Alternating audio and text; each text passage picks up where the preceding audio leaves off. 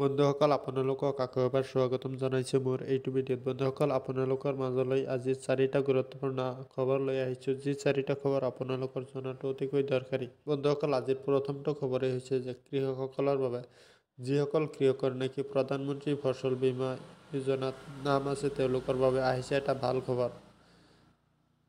ইয়াত আপোনালোকে দেখিবলৈ পাইছে যে কৃষক ৰাইজৰ জ্ঞাতাৰ্থে প্ৰধানমন্ত্ৰী ফচল বীমা যোজনা PMFBY আঁচনিত খনৰ কাৰ্যকৰী নিৰ্দেশনাত উল্লেখ কৰা হৈছে যে যদিহে বেংক কৰ্তৃপক্ষই জাননীকৃত শস্যৰ বাবে শস্য ঋণ KCC লাভ কৰা যোগ্য কৃষকক PMFBY আঁচনিত অন্তৰ্ভুক্ত নকৰে, তেন্তে শস্যৰ সম্ভাৱ্য ক্ষয়ক্ষতিৰ ক্ষতিপূৰণ বেংকে পৰিশোধ কৰিবলৈ দায়বদ্ধ, যদিহে কৃষকজনে স্বেচ্ছাৰে বীমাকৃত নকৰিবলৈ প্ৰপত্ৰত স্বাক্ষৰ নকৰে।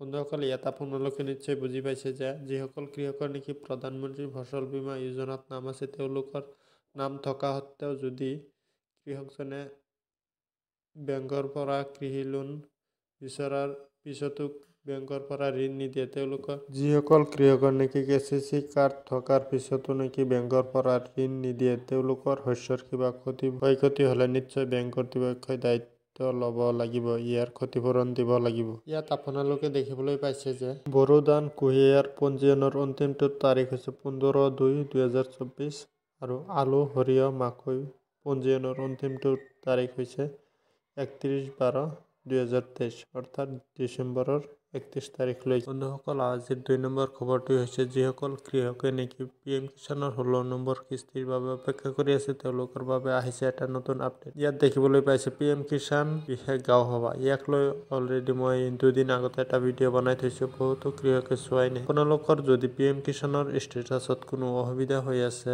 লেণ্ডশ্লাইডিং নহৈ আছে নাইবা KYC এতিয়ালৈকে কৰিব পৰা নাই, নাইবা আধাৰ কাৰ্ডৰ লগত বেংক একাউণ্টটো লিংক কৰিব পৰা নাই, যিকোনো সমস্যা থাকিলে আপুনি 16 নম্বৰ কিস্তিটো নাপায়। চৰকাৰে 16 নম্বৰ কিস্তিটো দিয়াৰ আগতে সকলো কৃষকে যাতে PM কিষাণৰ 16 নম্বৰ কিস্তিৰ টকাটো লাভ কৰে তাৰ বাবে PM কিষাণৰ বিশেষ গাঁও সভাটো অনুষ্ঠিত কৰিছে। বহুতো কৃষকে এই গাঁও সভাটো কেতিয়া অনুষ্ঠিত হৈছে এইটো গমেই নাপায়। আপুনি যদি গম পোৱা নাছিলে তেনেহলে এতিয়াও কৰিব পাৰিব। এতিয়া আপোনাৰ জিলাৰ যিটো কৃষি কাৰ্যালয় আছে, এগ্ৰিকালচাৰ অফিচ আছে, তাত গৈও কৰিব পাৰিব, নাইবা যিকোনো আপোনাৰ ওচৰৰ যিকোনো CSC চেণ্টাৰত গৈও আপোনাৰ এইখিনি কাম কৰিব পাৰিব। আপুনি যদি আৰু আধাৰ কাৰ্ডৰ লগত বেংক একাউণ্ট লিংক কৰিব পৰা নাই তেতিয়াহ'লে আপুনি এখন ইণ্ডিয়ান পোষ্ট পেমেণ্ট বেংকৰ একাউণ্ট বনাই লওক, লগে লগে আধাৰ কাৰ্ডৰ লগত বেংক একাউণ্টখন লিংক হৈ যাব এইটো বনোৱাৰ লগে লগে। আজিৰ তৃতীয় গুৰুত্বপূৰ্ণ খবৰটো হৈছে যে এতিয়াৰ পৰা আপুনি ছ'চিয়েল মিডিয়াত যি টি লিখিব নোৱাৰিব, লিখোঁতে অলপ সাৱধান হ'ব লাগিব, কিয়নো অসমৰ আৰক্ষী সঞ্চালকে টুইট কৰি জনাইছে যে চৰকাৰে নিষিদ্ধ কৰা যিকোনো সন্ত্ৰাসবাদী গোটত যোগদান বা সমৰ্থন কৰিবলৈ ইচ্ছা প্ৰকাশ কৰা যিকোনো ব্যক্তিক গ্ৰেপ্তাৰ কৰা হ'ব আৰু আইন অনুসৰি গোচৰ চলোৱা হ'ব। অনুগ্ৰহ কৰি ছ'চিয়েল মিডিয়াত নিষিদ্ধ সংগঠনৰ বিষয়ে লিখা কথাবোৰত সাৱধান হওক। এতিয়া আপুনি ছ'চিয়েল মিডিয়াত কি লিখিব কি নিলিখিব, কাক ভাল পাব কাক বেয়া পাব, এইবোৰ কৰোঁতে অলপ সাৱধান হ'ব লাগিব, কিয়নো যা আপুনি জানি শুনি আপুনি এইবোৰ নাজানি কাৰোবাক যোগদান বা সমৰ্থন, কাৰোবাক লাইক কৰিলে, কাৰোবাক শ্বেয়াৰ কৰিলে নাজানি আপোনাৰ নিশ্চয় বিপদ হ'ব পাৰে। ইয়াত আপোনালোকে দেখিবলৈ পাইছে যে কোনবোৰ সংগঠনক নিষিদ্ধ ঘোষণা কৰিছে চৰকাৰৰ তৰফৰ পৰা, ইয়াত লিষ্ট দেখিবলৈ পাইছে। আজিৰ এই অন্তিমটো গুৰুত্বপূৰ্ণ খবৰ এই সকলোৰ বাবে অতিকৈ গুৰুত্বপূৰ্ণ, কিয়নো আজিকালি প্ৰায় সকলোৱেই ফ্লিপকাৰ্টৰ পৰা বস্তু অৰ্ডাৰ কৰে। কিয়নো আপুনি যেতিয়া অতি আগ্ৰহেৰে ফ্লিপকাৰ্টত বস্তু এটা চাই অৰ্ডাৰ কৰিব, 4-5 দিন অপেক্ষা কৰাৰ পিছত যেতিয়া বস্তুটো আপোনাৰ ওচৰৰ টাউনত যেতিয়া আহি পাব, তেতিয়া ডেলিভাৰী বয়জনে আপোনাক এটা ফোন কৰিব, ফোন মাৰি ক'ব আপোনাৰ কিবা পাৰ্চেল আছেনে, তেতিয়া কৈ আপুনি বুলি কোৱাৰ লগে লগে তেওঁলোকে আপোনাৰ মোবাইল নম্বৰটো সিহঁতৰ ফ্লিপকাৰ্ট এপত লগ ইন কৰিব আৰু তেতিয়া আপোনাৰ মোবাইলত এটা OTP আহিব। OTPটো আপোনাক সোধাৰ লগে লগে আপোনাৰ এটা পাৰ্চেল আছেনে সোধাৰ লগে লগে আপোনাৰ নাম্বাৰটো সিহঁতৰ মোবাইলত টাইপ কৰি ল'ব।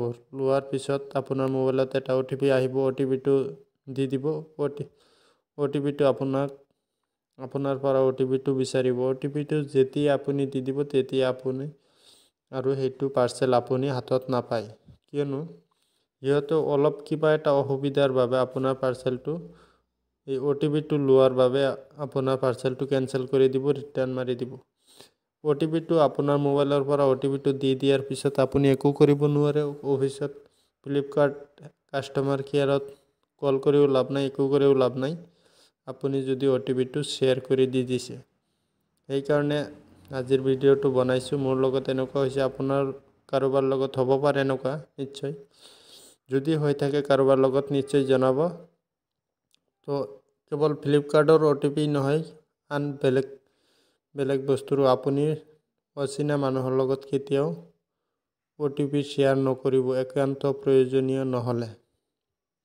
তো আজিৰ ভিডিঅ'টো ইমানেই। ভিডিঅ'টো ভাল লাগিলে ভিডিঅ'টোত এটা লাইক কৰি দিব, আৰু আপুনি যদি মোৰ চেনেললৈ প্ৰথমবাৰ ভিজিট কৰিছে তেতিয়াহ'লে চেনেলটো ছাবস্ক্ৰাইব কৰিব, আৰু যদি ফেচবুকত চাই আছে মোৰ পেজটো ফ'ল' কৰি লগতে ভিডিঅ'টো আপোনাৰ বন্ধুসকললৈ এটা শ্বেয়াৰ মাৰি দিব। তো আজিৰ ভিডিঅ'টো ইমানেই। লগ পাম আৰু এটা নতুন ভিডিঅ'ত। তেতিয়ালৈকে ভালে থাকক, সুস্থ থাকক, তাৰে কামনা কৰি আজিৰ ভিডিঅ'টো ইয়াতে সামৰিছোঁ। Bye bye.